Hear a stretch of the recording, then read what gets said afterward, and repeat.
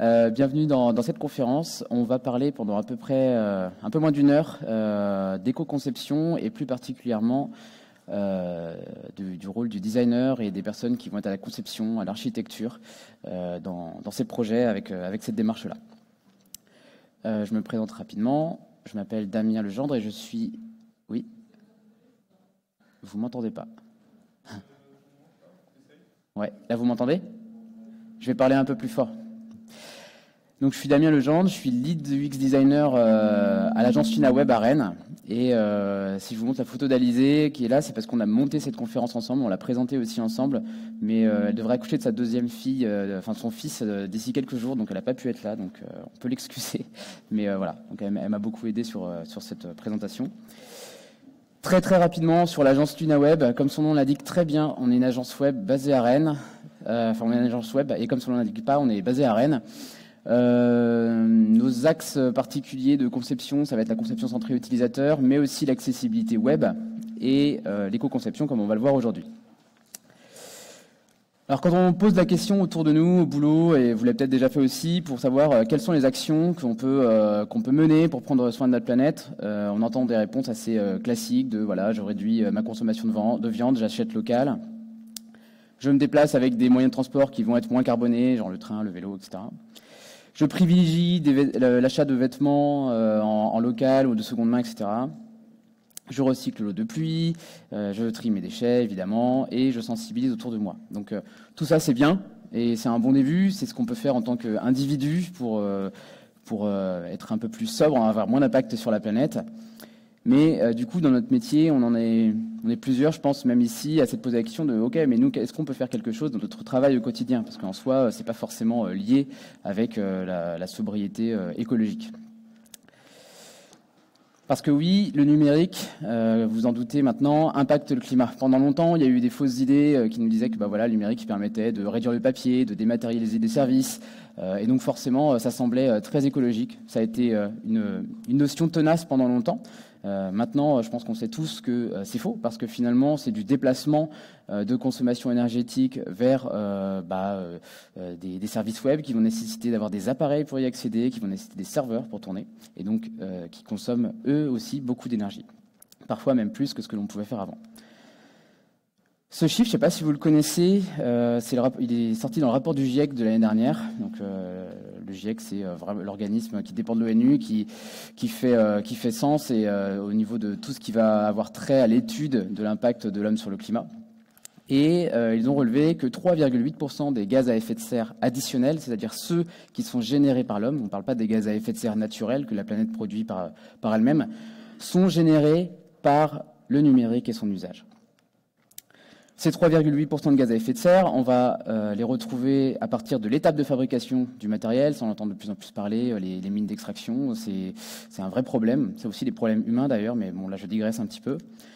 L'augmentation du numérique dans notre quotidien, on a tout un tas d'appareils avec nous, je ne parle pas que des téléphones, des ordinateurs, tous les objets connectés qu'on peut avoir, c'est assez énorme.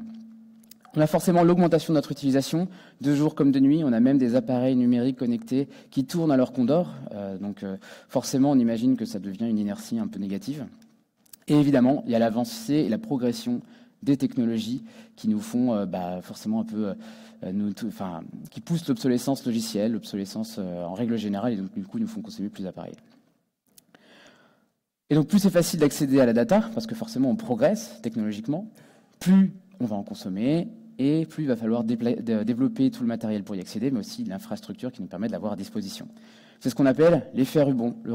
Et donc c'est cette inertie qui va faire que ces 3,8% vont continuer à augmenter. Et c'est bien leur problème. C'est que 3,8%, on pourrait avoir l'impression que c'est pas très grand, mais finalement c'est dilué dans tout l'impact de l'homme sur le climat. Donc en fait c'est déjà pas mal. Ça équivaut à peu près à la pollution de l'aviation civile. Et si on suit le rapport de l'ADEME et de l'ARCEP de cette année, et qu'on rapporte ces 3,8%, pas au niveau mondial, mais à la France, on est plutôt, en gros, à 2,5% de nos émissions de gaz à effet de serre qui sont dues au numérique en France. Et à l'horizon 2050, donc c'est dans pas si longtemps que ça, on est parti pour tripler ces chiffres si on continue comme ça. Donc on va vraiment avoir un impact du numérique qui est de plus en plus fort, parce que forcément, vous avez vu, on a des nouveaux appareils à changer très régulièrement, etc. D'où l'émergence de cette notion de sobriété numérique. Il y en a qui ont déjà entendu parler de sobriété numérique ici.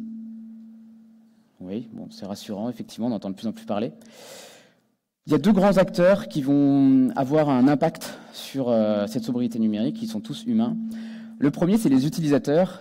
Forcément, s'ils arrivent à modérer leurs usages et à consommer moins d'appareils, etc., forcément, leur impact va être plus faible. Donc on va pouvoir mieux choisir ses terminaux à l'achat. Par exemple, pour prendre de la seconde main, pourquoi pas, en privilégiant les types de connexions qu'on utilise. C'est quelque chose que la plupart des utilisateurs ne savent pas ou peu, c'est qu'une connexion filaire consomme beaucoup moins qu'une connexion mobile. Et par exemple, aussi garder ses terminaux le plus longtemps possible. Parce que, en gros, la plus grande part de pollution que l'on peut avoir avec le numérique, ça reste nos appareils. Et côté concepteur, donc dans la salle, on est à la fois utilisateur et concepteur, on va pouvoir faire deux choses. On va pouvoir sensibiliser nos clients. Alors là, je parle en tant que designer en agence, mais ça peut être aussi pour des personnes qui sont dans des entreprises plus produits, d'aller sensibiliser les donneurs d'ordre, etc. Et forcément, en concevant des interfaces plus durables. Et ça, on a la main directement dessus, parce que la plupart des personnes ici, on a un peu les mains dans le fer, et donc du coup, on peut améliorer tout ça. Le coup de bol dans cette histoire, donc, comme je le disais, c'est qu'on va pouvoir faire des choses. Et il y a cette notion d'éco-conception web qui existe pour de vrai, où il va falloir trier ce qui est greenwashing de ce qui ne l'est pas. J'ai envie de casser un mythe, c'est que l'éco-conception, au même titre que c'était le cas avec l'accessibilité à l'époque, n'est pas censé rendre le web stéréotypé avec que des sites qui se ressemblent et tous fichus pareil. On va y revenir après. Pour réduire les impacts environnementaux d'un service numérique, on va devoir analyser totalement son cycle de vie et notamment en s'intéressant au début à sa conception et à sa réalisation. Donc comment est-ce qu'on va aller vers l'éco-design? C'est ce qu'on va essayer de voir aujourd'hui pendant cette conférence. Alors quand on est un concepteur web, on a envie de se retrouver finalement face à des sites et des donneurs d'ordre qui vont nous demander d'avoir plein de contenu, d'avoir des images très très grandes, avec des fausses compréhensions des choses. Et donc du coup, on va devoir un petit peu calmer tout ça et surtout s'acculturer. Et c'est un peu ce qu'on fait aussi aujourd'hui, c'est s'acculturer pour essayer de comprendre les tenants et aboutissants des choses pour pouvoir faire quelque chose de cohérent. On va commencer par embarquer et sensibiliser. La première étape, ça va être forcément de se renseigner, ce que je disais, et donc de commencer à marteler des faits, des choses qui vont pouvoir être convaincantes. Et ça va être un peu fatigant. C'est des choses qu'on a fait plein de fois, notamment quand on a commencé à parler de conception centrée utilisateur, d'accessibilité, etc. Et on va devoir convaincre des intérêts de l'éco-conception. Alors il y a plein de choses qu'on peut dire que effectivement, plus on va intervenir tôt dans un projet sur la partie éco-conception, plus on va pouvoir agir concrètement. Si on le fait tard, ça veut dire qu'on va avoir plein de choses à balayer, on va devoir faire table rase de choses un peu complexes. Évidemment, si on enlève tout le gras numérique, en gros tout ce qui est un peu inutile, on va pouvoir avoir une meilleure accessibilité numérique et une meilleure performance. Donc en gros, ce que je veux dire par là, c'est que l'éco-conception, ça sert aussi d'autres choses, ça sert le design inclusif.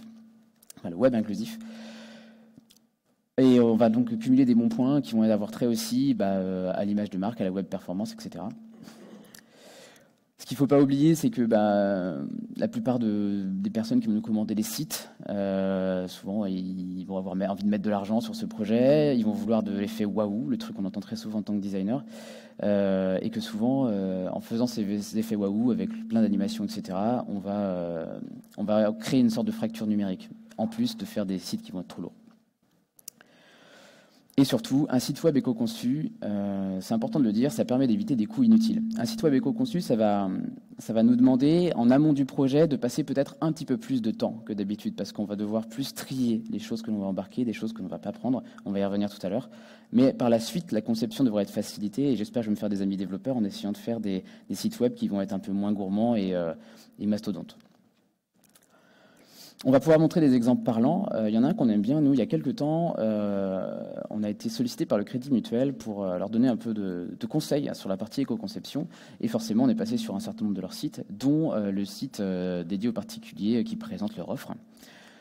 Cette page web, la page d'accueil que je viens de vous montrer, elle rassemble tous les jours environ 75 000 visites. Sur cette page web, on retrouve pas mal de choses. Il y a un slider qui tourne avec des informations, il y a de la réassurance, il y a de la présentation d'offres, il y a de la prise de rendez-vous, etc. Tout ça pour finalement accéder à ce bouton se connecter. En fait, quand on regarde leurs statistiques d'usage de ce site, l'énorme majorité des gens qui vont sur ce site veulent tout simplement aller sur ce bouton. Derrière ce bouton, pour ceux qui sont au Crédit Mutuel et pour ceux qui ne le sont pas, peu importe, en gros, ça nous permet d'accéder à nos comptes bancaires, d'aller faire des virements aux proches, d'aller gérer ses comptes, de voir si on a reçu son salaire, tout simplement. Et donc, en fait, il se trouve qu'on va charger cette page de 2 mégaoctets juste pour un bouton. On va charger l'entièreté de cette page. Il y a un petit site qui est rigolo qui s'appelle Website Carbon qui permet de calculer un équivalent en distance en voiture électrique d'un poids. Donc là, par exemple, une page de 2 mégaoctets, comme c'est le cas de celle-ci, ça permet de faire 17 mètres en voiture électrique. Bon, ok. Mais comme on est un peu vilain, on se dit, du coup, 75 000 visites fois 2 mégaoctets chaque jour, eh ben, ça va correspondre à environ 500 000 km, un peu moins de 500 000 km qui pourraient être parcourus par an avec toutes ces visites cumulées chaque jour. Pour rappel, moi je ne le savais plus, la circonférence de la Terre c'est 40 000 km. Donc en gros, avec le site du CMB, on fait 11,8 fois le tour du monde juste en chargeant une page qui a 90% de son contenu qui est inutile. Un levier qui peut être intéressant aussi, c'est essayer d'éviter de reproduire les problèmes. En gros, on va essayer d'éviter toutes ces histoires, toutes ces usines à gaz qu'on crée tous les jours. On en a tous fait parce que des fois, on n'a pas le choix. Il y a un exemple qui est ultra parlant. Je suis désolé, j'enfonce une porte ouverte, mais il est vraiment bien. C'est si on fait une recherche sur Google ou si on fait une recherche sur Yahoo, on va consommer 5 fois plus de données parce qu'en fait, on embarque tout un tas d'informations qui ne sont pas utiles. On est juste venu faire une recherche. Donc en fait, tout ce qui est en dessous, les news, etc., c'est pas forcément intéressant. Donc on va essayer de réduire tout ce qui peut être quantifié à son minimum pour avoir un service frugal. On peut faire plein de choses pour ça. C'est pareil, je vais un peu détailler après, mais on va pouvoir réduire le nombre d'éléments qu'on va afficher dans une liste. On va pouvoir compresser tous les types de médias qu'on va afficher. On va pouvoir aussi, et ça c'est important, diminuer la quantité d'écrans qu'on va retrouver dans un parcours. Si je dois faire 15 pages pour aller d'un point A à un point B sur mon site alors que j'aurais pu le faire en 2 pages, forcément on voit qu'il y a quelque chose à gagner. Et surtout, on va essayer d'être pertinent. Il y a cette opération un peu simple, en gros, qui mixe utilité, rapidité, accessibilité. C'est des questions à se poser sur chaque élément. Si je prends une Google Maps, par exemple, que je voudrais mettre sur mon site parce que je veux montrer où est mon entreprise, est-ce que c'est utile de cette carte? Oui, parce que ça donne une information aux utilisateurs. Est-ce que c'est rapide? Ça dépend un peu de la taille de la carte, ça dépend de ma connexion, etc. Est-ce que c'est accessible? Alors là, pas vraiment. Pour le coup, les Google Maps ne sont pas forcément un exemple. Et donc, pour tout ça, en gros, il va falloir faire des choix. C'est un peu la méthode Dewey, quoi. Toi tu vis, toi tu crèves. C'est vraiment ça. C'est qu'on va choisir en toute conscience de dégager des éléments. Donc côté conception, l'idée de fond à retenir, c'est qu'on va essayer de réduire le temps passé par l'utilisateur. C'est l'exemple que je vous donnais tout à l'heure avec un parcours un peu complexe. On va faire en sorte qu'il passe moins de temps sur nos interfaces. Ça peut faire mal d'entendre ça, là où des fois on a plutôt envie de les garder captifs sur notre service. Oui, mais en éco-conception, c'est un peu l'inverse qu'on va chercher. C'est même complètement l'inverse. Et pour ça, on va essayer de faire des parcours d'usage qui vont être efficaces. Donc là, on va avoir besoin, par exemple, de vraiment muscler le design UX. Et on va essayer de limiter l'obsolescence logicielle en permettant d'avoir des services web ou applicatifs qui peuvent être utilisés sur des terminaux un peu anciens. Et pour ça, on va définir ce qu'on appelle l'unité fonctionnelle du service. Alors là, est-ce qu'il y a des gens qui connaissent ce terme d'unité fonctionnelle? Je suis curieux de savoir ça. Ouais, vous êtes 3, c'est bien. L'unité fonctionnelle du service, en gros, on va essayer de définir quelle est la valeur principale, le service principal que je veux rendre aux utilisateurs avec mon service. Donc pour ça, on va forcément s'appuyer sur les méthodes de design thinking et notamment sur la partie découverte et définition, découverte des usages et définition de ce que l'on veut faire. Pour ça, on va utiliser tout un tas de méthodes. Je ne vais pas m'éterniser là-dessus parce que on pourrait presque faire une conférence sur chaque, mais on va essayer d'identifier nos utilisateurs, d'en faire des personas, de comprendre leur parcours. On va essayer de faire un état avec l'éco-index de où est le site aujourd'hui pour essayer de cibler des améliorations. On va identifier les fonctionnalités et surtout, on va les trier. Ça, on va y revenir. Donc le but, c'est de s'assurer qu'on a des parcours qui vont être fluides, courts, évidents et légers. Ça, c'est clair. Donc, moi, je m'engage un peu à dire ça depuis un moment, c'est que pour moi, faire de l'éco-conception, si on n'a pas du X-Researcher, c'est du fake. Enfin, moi, je trouve que c'est du fake parce qu'en gros, on doit connaître ses utilisateurs. Sinon, on va leur rendre un service, on va être à côté de la plaque, on va leur proposer des choses qui ne sont pas intéressantes, alors que le but, c'est de leur proposer des choses directes qui vont leur être utiles. Donc, on va essayer de savoir, avec cette unité fonctionnelle, quel est le but de mon service, quelle est la fonction principale de mon produit. C'est-à-dire que si mon produit, je devais le limiter à une seule chose, par exemple Google, on l'a vu tout à l'heure, c'est juste le moteur de recherche, ce serait quoi? C'est-à-dire si je devais vraiment dégager tout le reste, qu'est-ce que ça serait? Est-ce que les fonctionnalités qui sont du coup secondaires, est-ce qu'elles sont vraiment nécessaires? Est-ce que mon service ne fonctionne plus si j'enlève certaines de ces fonctionnalités? Est-ce qu'on ne peut pas faire autrement? Qu'est-ce qui se passerait si on ne les avait pas, ce que je venais de vous dire? Donc en gros, une unité fonctionnelle, ce qu'il faut retenir, c'est qu'on va définir le service rendu. Pour bâtir un design éco-conçu, il faut des outils. Et moi, j'aime bien les conférences où on part avec des outils et des choses qu'on peut utiliser tout de suite. Donc c'est pour ça que je vais essayer de vous en partager un petit peu. Et il se trouve que y a pas mal de choses en ligne qui existent déjà, qu'on peut utiliser. Et il y a aussi des choses que vous connaissez peut-être pas, que je vais vous montrer. Tout d'abord, il y a le classique dont Olivier Philippot parlait aussi tout à l'heure, Eco-Index de Green IT. Alors il n'y a pas que celui-là, mais il se trouve que celui-là, c'est un petit peu celui qui a pignon sur rue complètement. Le site Eco-Index, il va vous permettre de donner une note pour chacune de vos pages web pour savoir quel est leur impact sur le climat. Et ce qui est intéressant, c'est qu'il tient compte de l'analyse de cycle de vie. C'est-à-dire qu'en gros, il va partir du principe que votre site, il va prendre vraiment tout son cycle de vie, du serveur jusqu'à l'affichage. Et en plus, il va le pondérer avec le poids réel de votre site web. Donc en gros, on va rentrer son URL et à partir de là, on va pouvoir avoir une sorte de Nutri-Score de notre site avec une note qui va de A à G et ça va être basé sur un certain nombre d'éléments que sont la taille du DOM, le nombre de requêtes et le poids des pages. Les petits trucs en plus qui peuvent être intéressants, mais bon, c'est pas forcément le principal. On va pouvoir avoir des équivalences en consommation en eau ou en émissions de gaz à effet de serre.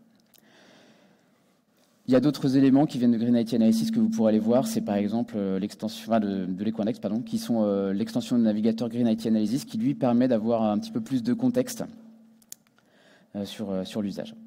Ce qui va être intéressant avec cet Eco-Index, c'est que si on veut analyser un parcours complet, comme c'est le cas sur ce site-là, on va pouvoir pas mesurer une seule page, parce que ça a assez peu d'intérêt, mais on va plutôt essayer de voir, entre l'arrivée sur le site et le moment où sur un site e-commerce, j'aurais mis un élément dans mon panier et je l'aurais acheté, si on voit qu'on a plein de pages comme ça, la GFE, avec des mauvaises notes, on voit qu'on multiplie le nombre de pages affichées qui sont très lourdes. L'éco-index, il est intéressant parce que c'est un service gratuit. Il estime l'impact d'une page et d'un parcours. Il va vous permettre de mesurer la progression avant-après de ce que vous allez pouvoir réaliser. Il identifie quelques axes de progression. Ça, c'est vrai que c'est donné sur l'interface, c'est intéressant. Et comme je le disais, il est basé sur une analyse de cycle de vie. Et on ne parle pas que de l'affichage pur de la page, on essaye vraiment d'aller jusqu'au serveur. Cette analyse de cycle de vie, elle n'est pas tout à fait complète. C'est un des points négatifs. Et un autre point négatif important, c'est que tout n'est pas encore pris en compte. On n'a pas le type d'appareil, on n'a pas le type de connexion, on n'a pas le type d'hébergement, parce que forcément, si j'utilise le web avec un vieux mobile en 3G, je vais consommer plus que si j'étais avec un ordinateur en filaire. Et ça, on l'a pas encore, alors que ça a un impact important. Et tout un tas d'autres indicateurs environnementaux, et je pourrais même rajouter, on ne prend pas en compte les utilisateurs. Et c'est là où peut intervenir une autre référence intéressante, c'est le RGESN. Olivier Philippot en a parlé tout à l'heure, et moi je vais essayer de vous expliquer comment nous on l'utilise.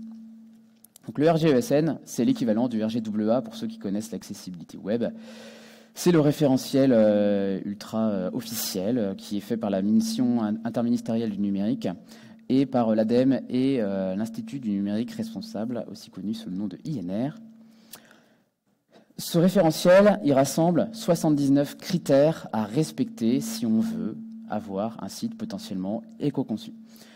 Ce qui est intéressant, c'est qu'il y a 8 thématiques et que là, on commence à aller voir les différents métiers qui ont un impact sur la création d'un site web. On va aller voir la stratégie, les spécifications, l'architecture, les utilisateurs, le design, le contenu, le front-end, back-end, hébergement. Et normalement, on a fait un tour à peu près assez large finalement de toutes les personnes qui interviennent sur un projet web.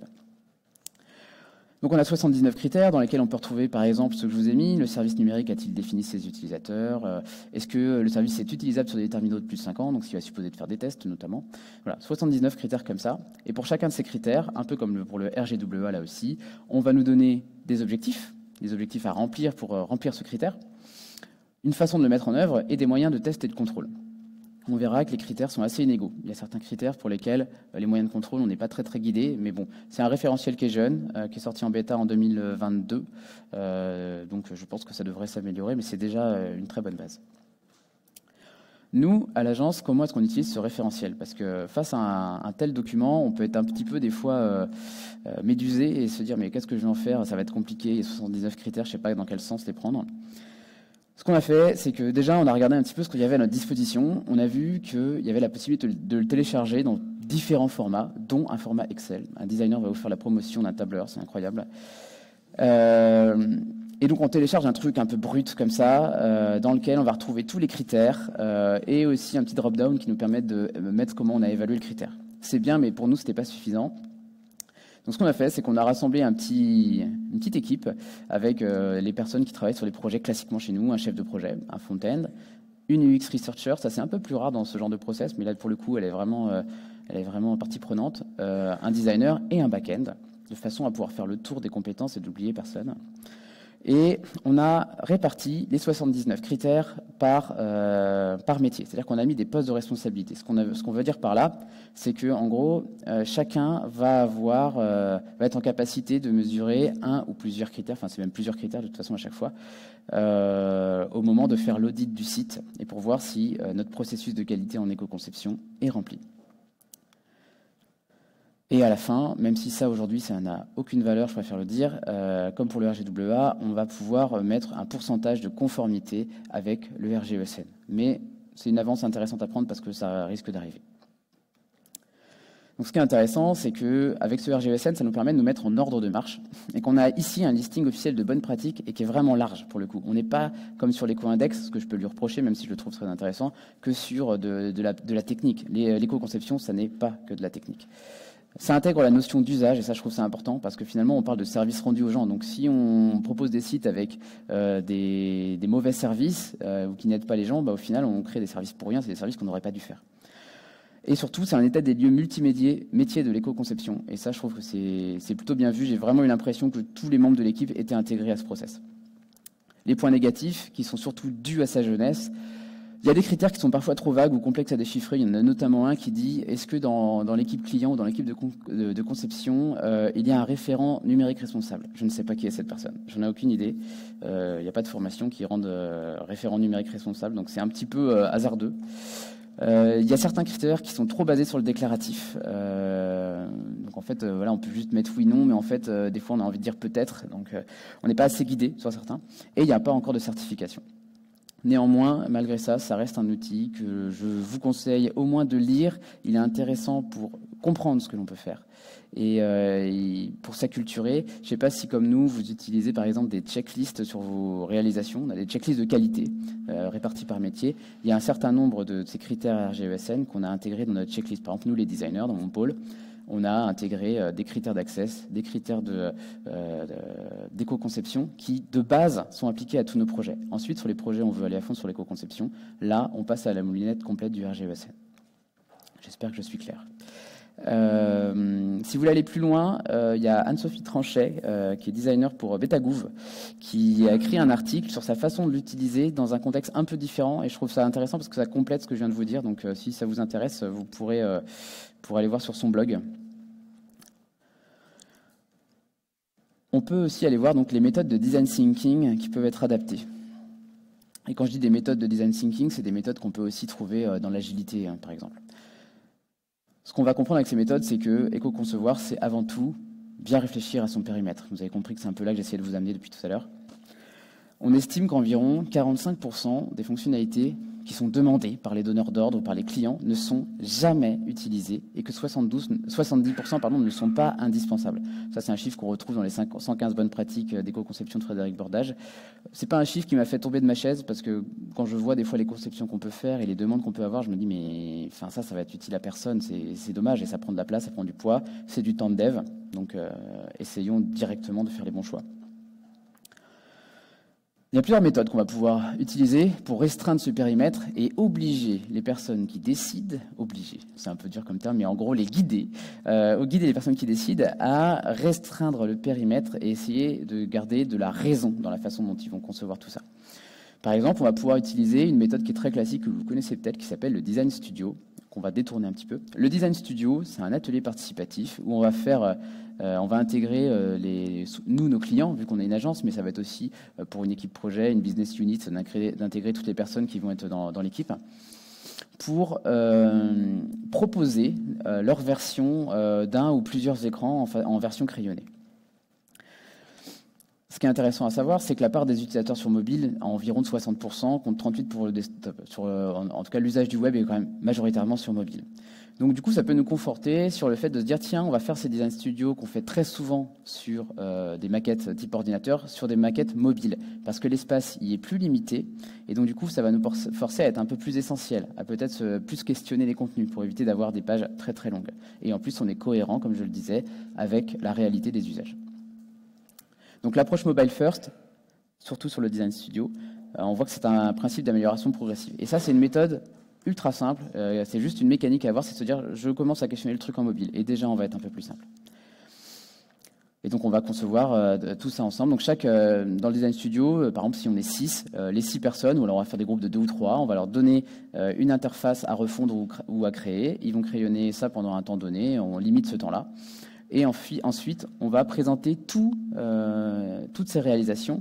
Et avec des petites gommettes, par exemple, on va pouvoir dire, tiens, cette fonctionnalité-là, elle est bien. Ah, au contraire, celle-ci, je la questionne. Et on va pouvoir commencer à créer une discussion, à réfléchir de ce qu'on embarque et de ce qu'on n'embarque pas. Et on ne va pas se limiter à juste la maquette que le designer aurait pu faire, qui est une vision. Là, on va vraiment converger des visions. Ça peut être intéressant quand on doit travailler des parcours ou des vues complexes. Donc en gros, on va pouvoir prioriser à l'extrême, en gros, tout le choix des contenus qu'on va pouvoir intégrer. Quand on s'intéresse aux méthodes d'idéation, nous on fait vraiment beaucoup d'ateliers dans ce sens-là, on est vite amené à en détourner, voire à en créer, comme c'est le cas de celle-ci, parce qu'on n'a pas trouvé la méthode qui nous allait. On en a créé une qui s'appelle la méthode de l'écumoire, qui en gros nous permet de répondre à une question importante de comment est-ce que je choisis en conscience ce que je garde de ce que je ne garde pas sur mon interface.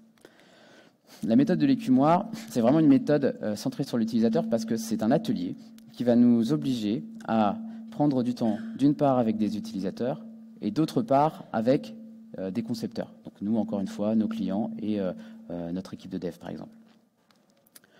C'est une méthode de design thinking qui est classique dans le sens où on va commencer par faire de la divergence. On va aller explorer toutes les fonctionnalités que l'on veut. On ne va pas se mettre de limites au début et c'est important cérébralement de faire ça, de ne pas se donner de limites. Qu'est-ce qu'on pourrait englober dans ce site web pour ensuite converger vers une interface plus essentielle, un backlog qui va être plus réduit. Alors, comme on n'a pas le temps de faire un atelier, je vais essayer de mettre un contexte. Imaginons que on va y faire ensemble un service d'éco-pâturage entre particuliers, de particuliers à entreprise, pour que je puisse louer à une entreprise un mouton pendant X jours ou X semaines qui viendrait tondre ma pelouse. Et bien, ce qu'on va faire, c'est qu'on va commencer par définir toutes les idées de conception souhaitées par l'équipe de projet. Typiquement, là, c'est mon client qui met à disposition des moutons. Donc, on va leur demander, voilà, vous écrivez sur des post-it toutes les fonctionnalités que vous voulez, vous ne vous restreignez pas. OK ? Donc, par exemple, là, ils vont pouvoir nous dire, bah, tiens, j'aimerais bien un large catalogue de moutons à louer, pourquoi pas mettre une messagerie intégrée pour que les gens parlent entre eux, et pourquoi pas faire une boutique de vente de moutons. J'ai simplifié, j'en mets que 3, mais en fait, dans ces ateliers-là, on a plein de fonctionnalités qui sortent, d'idées à mettre sur l'interface. Et dans un même temps, cette fois-ci, on ne va pas être objectif, mais on va être centré besoin. On va demander à un groupe d'utilisateurs de lister tout ce qui pourrait les intéresser sur un tel service. Bah, par exemple, moi, si je veux un mouton, je vais essayer d'en trouver un qui est près de chez moi. Si je peux éviter d'aller le chercher très loin, c'est mieux. En plus, j'adore les petits moutons noirs d'Ouessant, donc j'aimerais bien pouvoir choisir sa couleur, si c'est possible.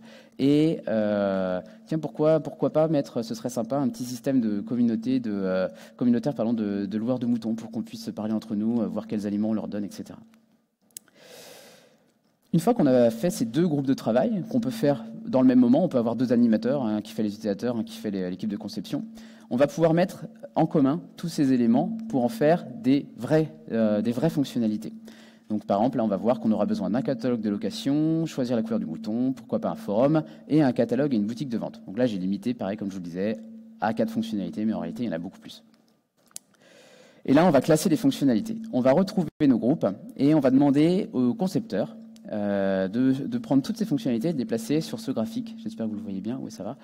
En plaçant chaque fonctionnalité selon si elle contribue faiblement aux objectifs de l'entreprise ou fortement aux objectifs, et selon si c'est une fonctionnalité lourde ou légère. Là, ce qui est intéressant, c'est d'avoir des profils techniques, et c'est assez rare dans ces ateliers, donc c'est bien de pouvoir le faire. C'est qu'on a vraiment besoin d'avoir des personnes qui maîtrisent la technique, le poids des données, etc. Les utilisateurs, on va leur faire la même chose, avec un graphique pareil, mais différent. On va leur demander de classer leurs fonctionnalités selon la récurrence d'usage, qu'elle soit faible ou forte, et l'intérêt d'usage, faible ou fort. Je ne sais pas si vous l'avez déjà compris, mais en gros, l'idée, c'est que ces deux graphiques sont en fait un miroir. À la base, on les avait imaginés comme des calques, mais c'était un peu compliqué. Mais en gros, toutes les fonctionnalités qu'on va retrouver sur les deux schémas, en haut à droite, sont des fonctionnalités qui, a priori, sont évidemment à intégrer dans notre périmètre. A contrario, toutes celles qu'on va retrouver en bas à gauche, à la fois pour les concepteurs et pour les utilisateurs, sont des fonctionnalités qu'on a clairement besoin d'enlever. On se rend bien compte ici qu'il reste des angles morts. En haut à gauche, en bas à droite, il y aura des éléments à questionner, mais c'est aussi le but de ces ateliers, il y aura des discussions. Et on aura aussi peut-être dans un cas de figure une fonctionnalité qui va être en haut à droite et dans l'autre cas de figure qui va être en bas à gauche. Ben là, il y aura des discussions. Mais au moins, on aura une photographie réelle de quels sont les objectifs de mon entreprise vis-à-vis des fonctionnalités. Et pareil, côté besoin des utilisateurs. À la fin, on met en commun et on confronte les deux visions et on peut se faire un Kanban ultra simple. On va se dire, bah voilà, ça c'est les fonctionnalités qui sont indispensables, ça c'est les fonctionnalités qui sont intéressantes et ça c'est les fonctionnalités qu'on va certainement oublier. Ça peut permettre de aussi prévoir ses sprints si on est en mode agile et se dire, bah voilà, ça c'est ce qu'on doit faire aussi tout de suite. Donc ça sert aussi à d'autres choses.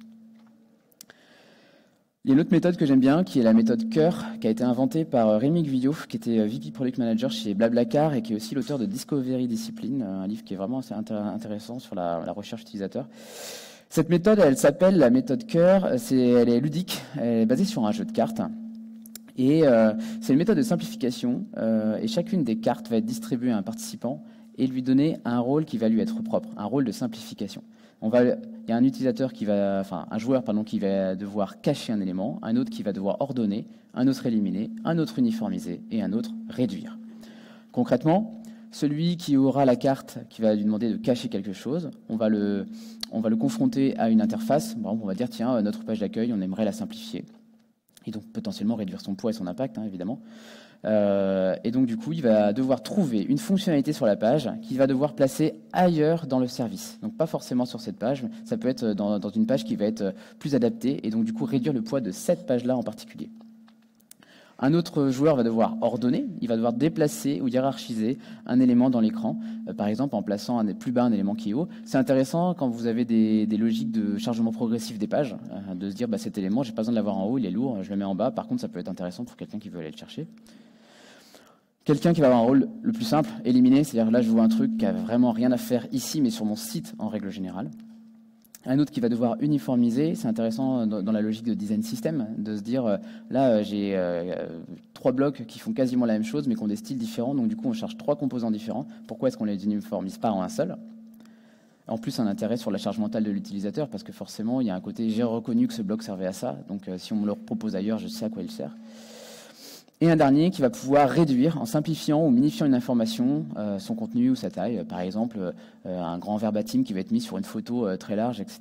Peut-être qu'on aurait pu le mettre un petit peu en plus petit dans la page et on va diminuer par 10 son poids.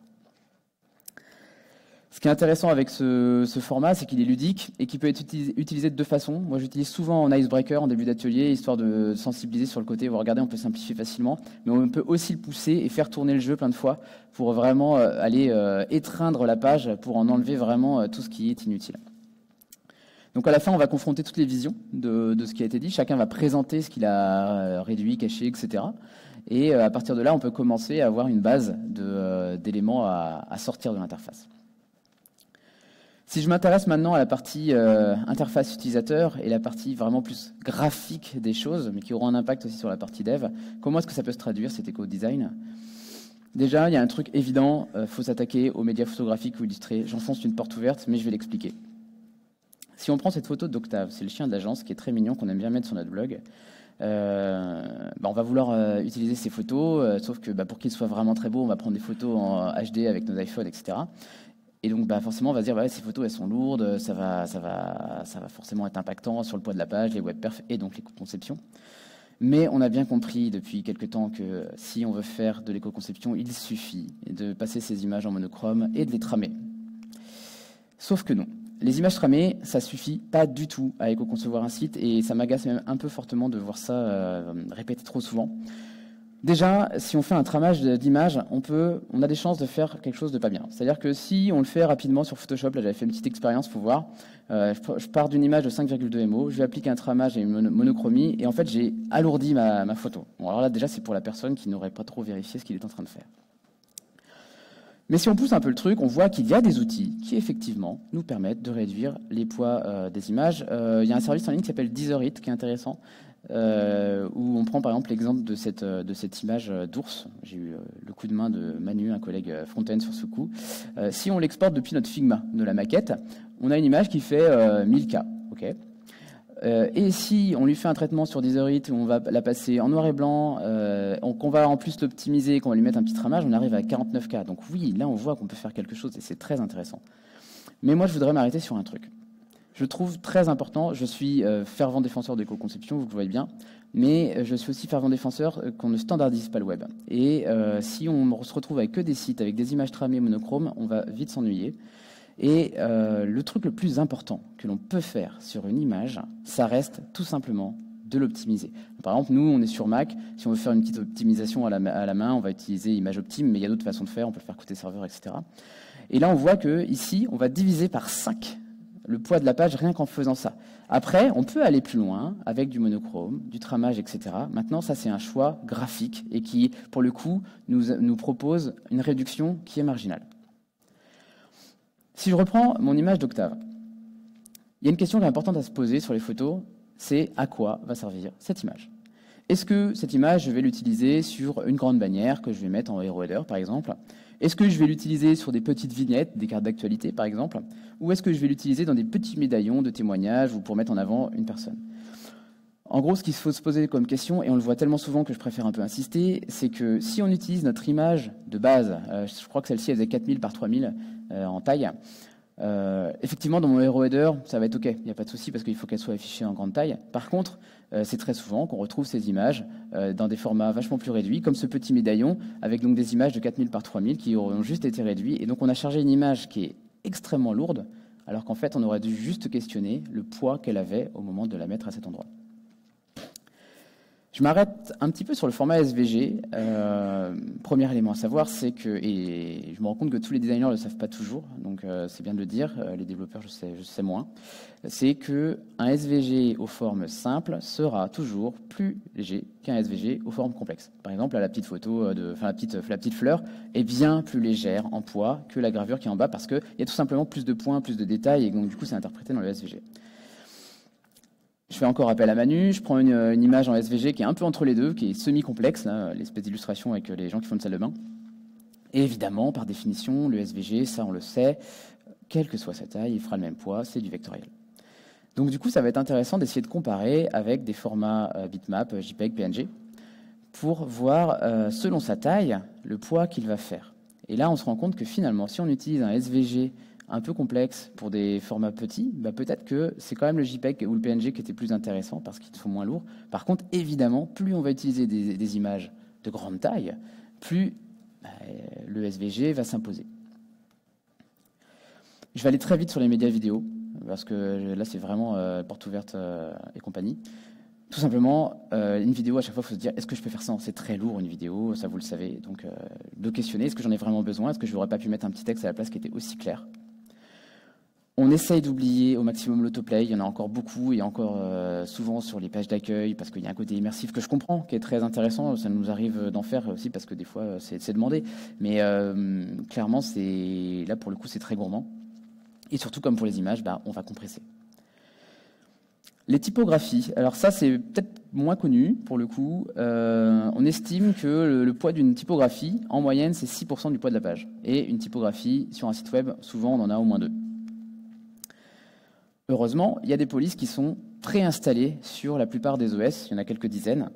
L'Arial, l'Impact, etc. Des typos que nous avions sur Word jadis, mais qui existent toujours et qui sont intéressantes. Et à contrario, on a des polices qui sont téléchargées via une requête, comme sur Google Fonts par exemple. C'est le cas, Roboto, Playfair, Oswald. Et c'est celles-ci qui sont lourdes. Mais bon, on n'est pas dans un monde idéal, et puis c'est sympa aussi les typographies, moi je trouve ça très chouette, et donc nos clients arrivent avec des chartes graphiques, évidemment. Ils ont déjà un design system avec des typos qui sont prévus pour leurs titres, qui sont stylisés, qui rappellent leur univers, et c'est normal, et heureusement, c'est important. Mais il y a un truc qui est intéressant que l'on peut faire, c'est ménager la chèvre et le chou. C'est un peu comme les images tout à l'heure, où il est hors de question de demander à ce que toutes les images soient tramées en monochrome. Pour les typos, c'est pareil. On peut tout à fait se dire que, par exemple, pour mes titres, j'ai vraiment besoin de marquer mon identité. Donc, je vais avoir besoin d'une typo qui va être celle de ma charte ou une typo web. Et par contre, je vais pouvoir contrebalancer pour mes corps de texte en utilisant des typos qui sont un peu plus classiques et où là, pour le coup, le côté un peu... original va moins peser. Et donc du coup, en faisant ça, je peux limiter par 2 le poids de mes typos sur mon site. Je vais pouvoir avoir une belle typo stylisée pour mes titres et une typo système pour mes textes. Et donc voilà, je divise par 2. Au lieu d'avoir 12% de poids de ma page lié à ma typo, j'en ai plus que 6. Bon, tout ça, ce sont que des exemples, tout ce que je viens de vous donner. C'est très loin d'être exhaustif. Le support est assez dense, j'en conviens, donc je ne vais pas vous en balancer plus que ça. Mais ce qui est important à savoir, c'est qu'il ne faut pas essayer de tout faire d'un coup. Ça pourrait être vertigineux, en fait. C'est important de retourner à cette politique des petits pas dont on parlait tout à l'heure. Je vais vous donner quelques ressources qui me semblent importantes. On en a parlé tout à l'heure, le RGESN, vraiment, allez le voir, c'est très intéressant. C'est très éclairant sur ce que l'on peut faire. Les 79 critères sont vraiment bien et vous trouverez forcément quelque chose qui est lié à votre métier. Pour les designers, mais pas que, pour le coup, il y a le guide d'éco-conception des services numériques fait par les designers éthiques, qui est vraiment bien, donc rédigé par Aurélie Baton et Anne Faubry. Je vous le conseille, développeurs, designers, il faut aller le voir. C'est simple et je trouve même que c'est la première ressource qu'il faut aller voir parce que c'est très simplifié et c'est très immersif dans le sujet. C'est un bon tutoriel, j'ai envie de dire, pour se lancer.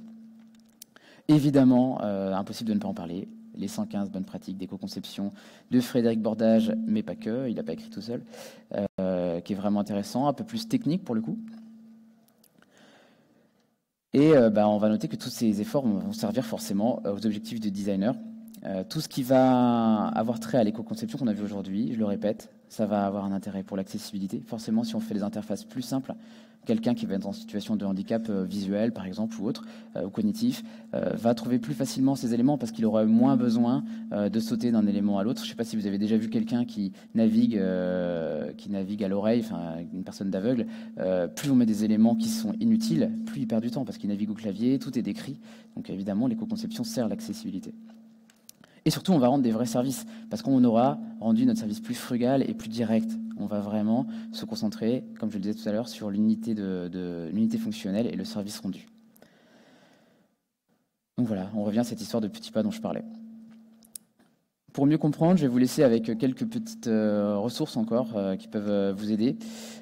Si vous ne l'avez pas fait, je vous invite très fortement à expérimenter les fresques, notamment la fresque du climat, qui est pas mal pour commencer, qui permet de comprendre l'intégralité ou presque de l'impact de l'homme sur le climat. Et pour aller plus loin, la fresque du numérique, où là on comprend vraiment à quel point le numérique est une sorte de fléau pour le climat, au même titre qu'il nous rend service évidemment. Donc c'est très intéressant de faire ces 2 fresques et sûrement dans cet ordre-là. Et vous pouvez aussi vous former avec des MOOC. Nous on a testé celui de l'INR et celui de l'INRIA. Qui sont intéressants plutôt pour le côté sobriété numérique, pour comprendre un petit peu à quel point des serveurs peuvent être impactants, ou au contraire, qu'est-ce qui est fait du côté de ces serveurs pour être un peu moins impactant. Tout ce qui a trait à l'usage numérique, c'est très intéressant. Alors, ils sont certifiants, c'est pas obligatoire de passer cette certification, mais c'est pas mal de le faire en entier. Moi, j'ai appris beaucoup de choses là-dessus, surtout n'étant pas un profil technique. Et enfin, à l'agence, on aime beaucoup parler d'éco-conception. Si le sujet vous plaît, on a notamment un podcast où on a déjà fait 3 épisodes sur ce sujet-là, dont un avec Frédéric Bordage, que donc je peux vous conseiller si ça vous intéresse d'écouter ça en marchant ou peu importe. Et sur le blog de l'agence, évidemment, nous avons écrit un certain nombre d'articles qui peuvent vous intéresser ou pas, vous verrez bien. Et voilà, merci.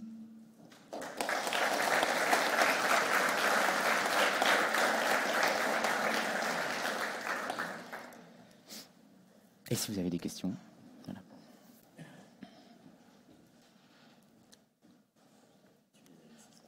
J'ai une petite question par rapport à l'usage des fontes des polices alternatives.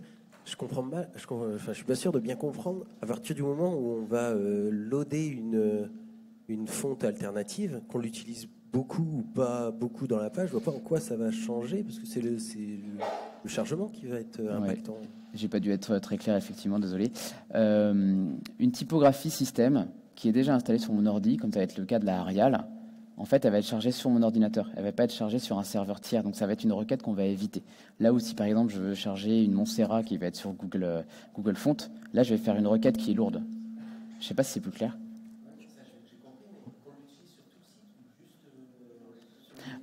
De toute façon, à partir du moment où elle est utilisée sur le site, elle est chargée.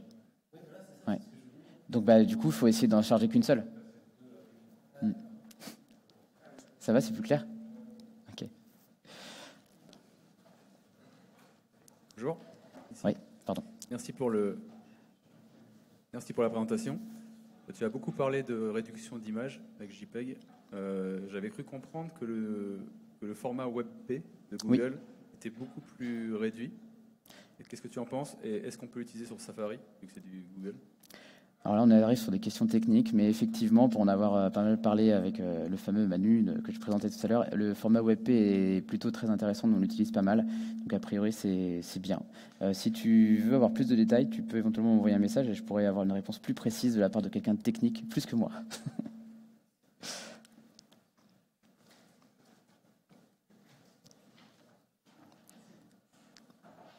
Bonjour, merci déjà pour la présentation.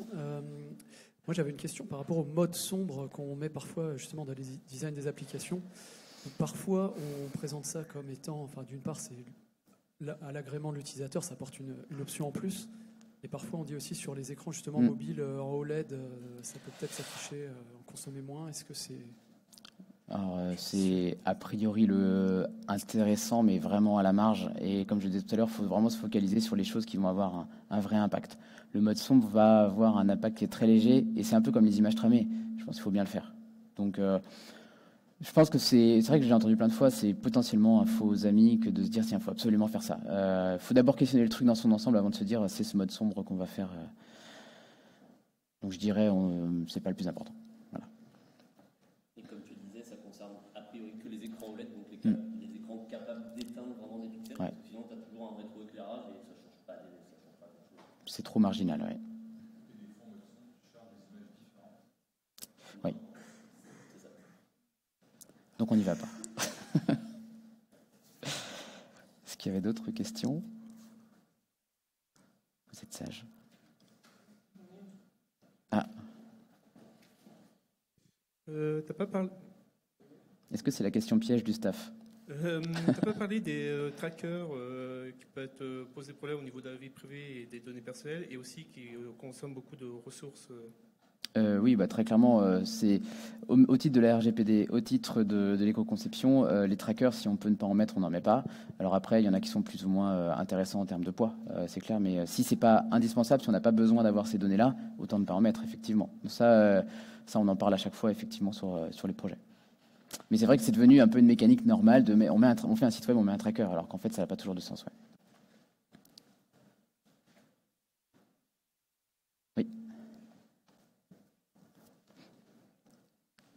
Quoi qui rentre le plus dans l'éco-conception entre le nombre important de requêtes ou le poids? J'ai pas bien entendu, pardon. Je crois que t'es allumé. Par exemple, il y a les icônes, on peut soit charger une par une sous forme d'image, soit les charger sous forme de... Sprite fonte. Oui, là, il faut faire des analyses, c'est comme tout. Je pense que tous ces éléments qu'on va employer, qui vont être sous forme de librairie ou des choses comme ça, faut les disséquer pour regarder, parce que selon si elles ont été bien faites ou pas, il va falloir regarder. Il faut toujours questionner, en gros, les éléments qu'on embarque. Au même titre que les typos, on va questionner le fait d'embarquer toutes les graisses ou pas. Là, c'est pareil.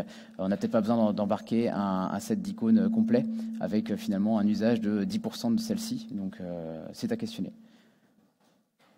Surtout, si c'est un set d'icônes typographiques, si c'est pour en utiliser qu'une dizaine, je dirais non. Prenons plutôt des SVG.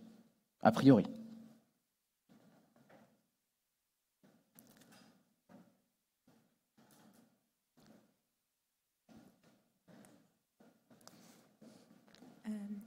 Merci pour la conférence.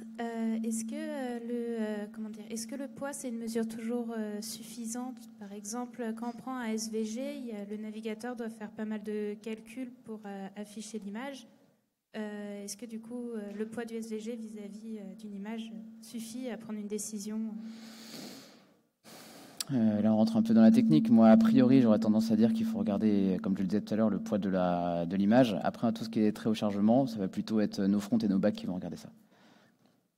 Je suis désolé, je ne suis pas technique, je ne peux pas répondre à vos questions. Sur la réponse, le coût du transport est énorme globalement sur l'ensemble. Et c'est rarement... Le coût du transport, en fait, il est énorme sur l'ensemble. Et c'est souvent le plus gros poste, en réalité, que l'effort de calcul, qu'il soit côté serveur d'ailleurs ou qu'il soit côté client. Donc les questions techniques, c'est pour Adrien. Voilà.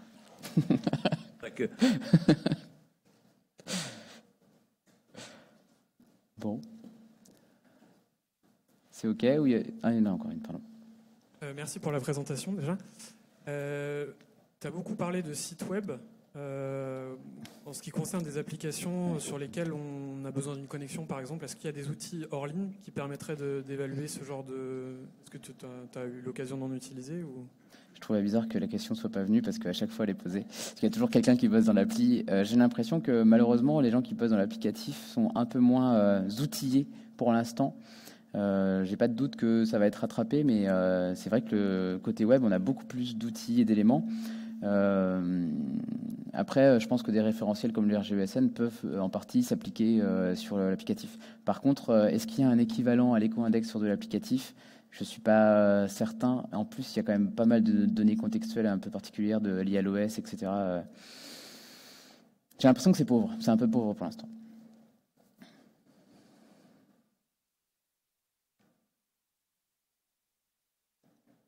Bon, eh ben c'est bien. Eh bien, merci. Si vous n'avez plus de questions.